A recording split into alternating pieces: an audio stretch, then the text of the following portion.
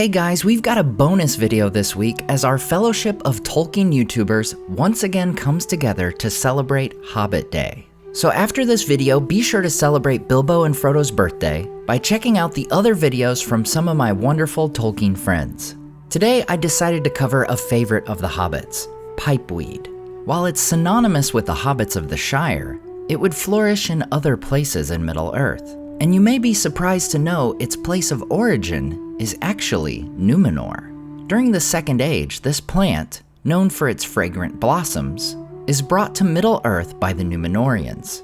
In all likelihood, it comes to their port settlements in places like Pelargir. In later days, after the fall of Numenor, it would grow in the lands of Gondor and be known as Sweet Galenas, or Westman's Weed. Westman's Weed being a reference to its Númenórean origin.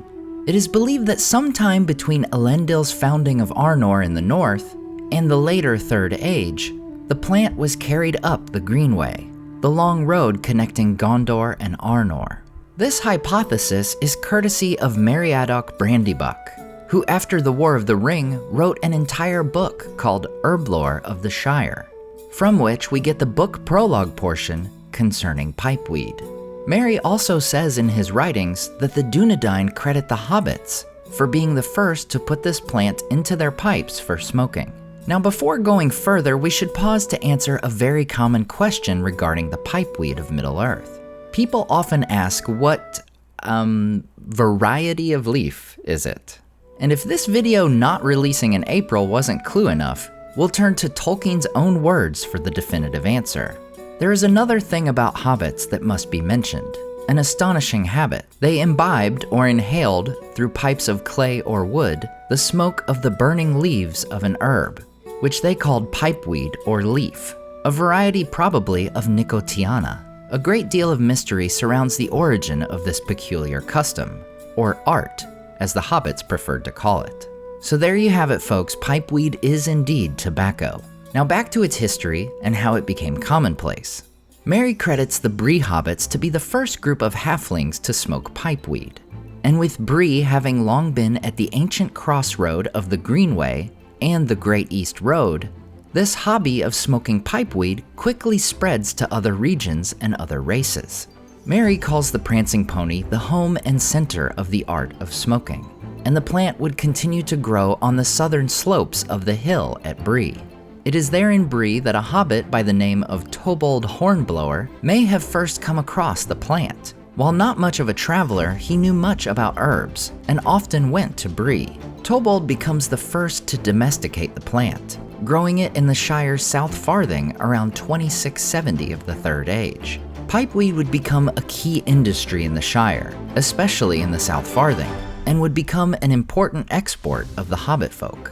There are 3 varieties of pipeweed in the Shire that were said to be the most sought after. The first is Old Toby, which is named in honor of Tobold Hornblower. The second is Longbottom Leaf, notable as the variety of pipeweed Merry and Pippin discover in Saruman's stash at Isengard.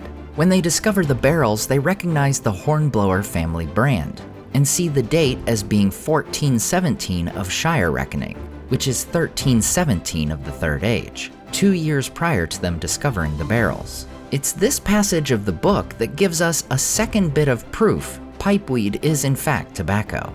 As when Theoden and his company arrive at Isengard, it says Merry produces a small leather bag full of tobacco. He then tells Gimli that he and Pippin found 2 small barrels washed up out of a cellar, which were filled with as fine a pipeweed as you could wish for, Longbottom Leaf. And there is a certain irony that Saruman would possess barrels of pipeweed, as he at one time derided Gandalf for his love of the hobby. Gandalf would learn to smoke pipeweed from the hobbits, and was known for blowing smoke rings. Of course, we would later learn that Saruman's possession of pipeweed was a sign of something far more nefarious. Now a quick note, it's a common misconception that folks sometimes get from the films that Longbottom Leaf and Old Toby are one and the same, when they are in fact different varieties. This stems from Bilbo referring to Old Toby as the finest pipeweed of the South Farthing in the Fellowship of the Ring, and Merry saying the same line when they discover the Longbottom Leaf.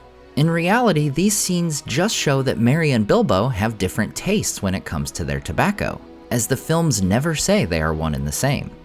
Now, the third popular variety is called Southern Star, which is believed to get its name from the star-shaped flowers that grew on the plant.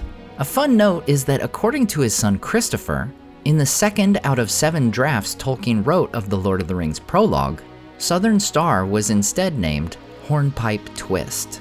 Aside from the 3 varieties of Shire pipeweed, Barlaam Butterbur tells us of the Bree brand of South Lynch, though Barlaam himself admits that its quality is nothing compared to that of the South Farthing. Now that you know all about the pipeweed of Middle-earth, be sure to check out the other videos made by some of the wonderful members of our Fellowship of Tolkien YouTubers. As always, I want to say a huge thank you to my Patreon supporters who make this channel possible.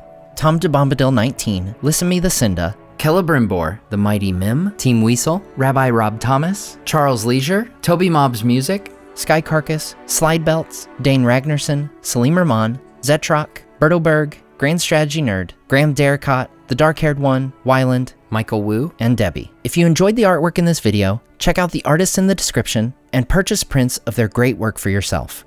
Thanks so much for watching and subscribing, and we'll see you next time on Nerd of the Rings.